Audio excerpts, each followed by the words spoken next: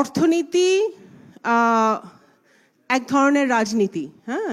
তো এখন রাজনীতি যদি আমরা ঠিক করতে না পারি তাহলে অর্থনীতি ঠিক হবে না, এবং সেটার জন্য এই সবগুলো যে সেক্টরগুলো ডক্টর ফাহমিদা উপস্থাপন করেছেন এখানে, প্রত্যেকটা সেক্টরের জন্য সবচেয়ে আগে প্রয়োজন হচ্ছে একটা গুড গভর্নেন্স, স্বচ্ছতা, ট্রান্সপারেন্সি এবং অ্যাকাউন্টেবিলিটি, যেটা গত 17 বছরে ছিল না।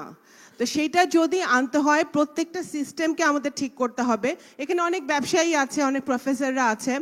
আমি একটি কথা বলতে চাই যে ক্ষুদ্র ব্যবসায়ী একজন একটি বক্তব্য রাখলেন, ওনার কথা সূত্র ধরে আমি বলি যে যারা বড় ব্যবসায়ী বাংলাদেশে, যারা বড় বড় হাউজের মালিক এবং অনেক কর্মসংস্থান তারা তৈরি করছে এবং বাংলাদেশে, আমরা চিরাচরিতভাবে দেখেছি ব্যবসায়ীরা রাজনৈতিকভাবে ইনভলভড হয়ে যায়।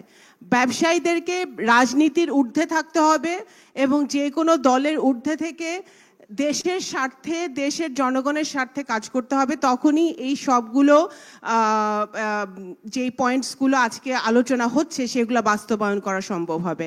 আরেকটা কথা, আমাদের যে প্রফেসর মামুন বলেছেন, এআই এর professor, I fully agree with him, but আমি জাস্ট অ্যাড করতে চাই যে এআই যেমন আমাদের ফিউচার, তেমন এআই ব্যবহার করে আমাদের বিভিন্ন সেক্টরে মানে পার্সোনালিটি মেলাইন করারও একটা টেন্ডেন্সি এখন আমরা দেখতে পাচ্ছি সোশ্যাল মিডিয়াতে।